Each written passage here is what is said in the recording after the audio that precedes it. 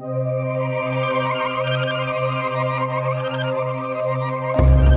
people had read of this rescue that was coming through the bloodline of Abraham.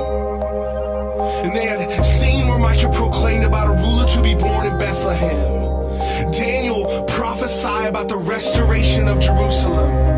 Isaiah's cry about the Son of God coming to them. So for them, it was anticipation. This groaning was growing generation after generation, knowing he was holy no matter what the situation, but they longed for him. They yearned for him.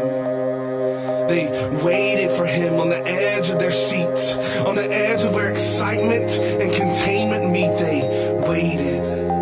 Like a child watches at the window for their father to return from work, they waited.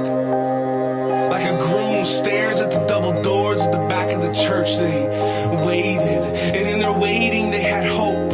Hope that was fully pledged to a God they had not seen, to a God who had promised a king who would reign over the enemy, over Satan's tyranny. They waited. And so it was centuries of expectations with various combinations of differing schools of thought. Some people expecting a political king who would rise to the throne through the wars that he fought, while others expecting a priest who would restore peace through the penetration of the Pharisees' facade. Yet a baby, 100% human, 100% God.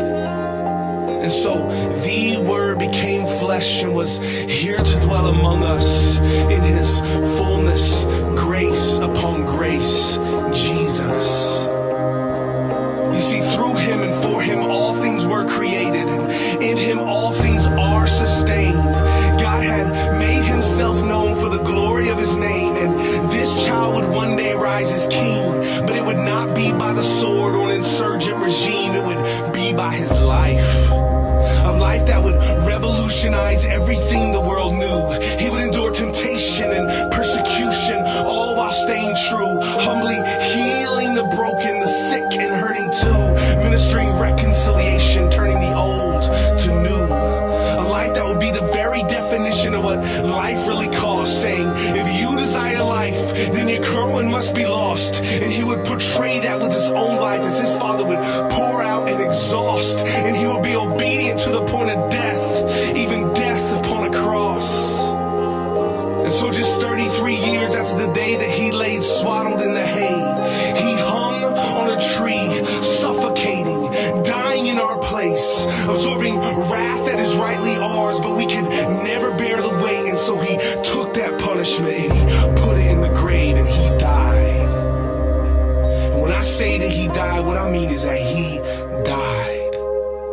No breath, no heartbeat, no sign of life.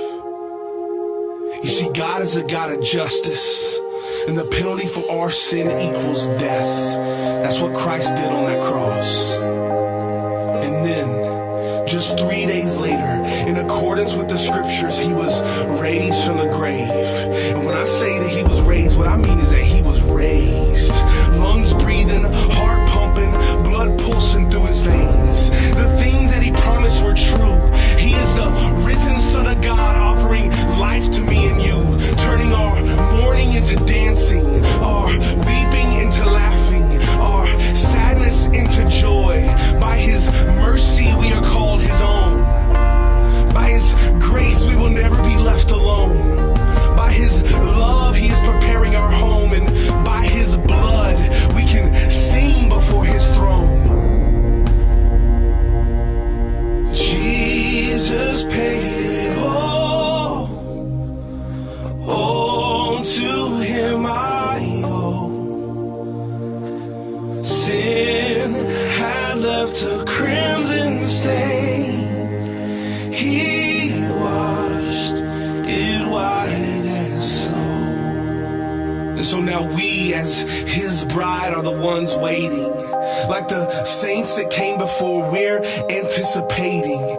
He has shown us that this world is fading, and he has caused our desire to be for him. And so church, stay ready. Keep your heart focused and your eyes steady.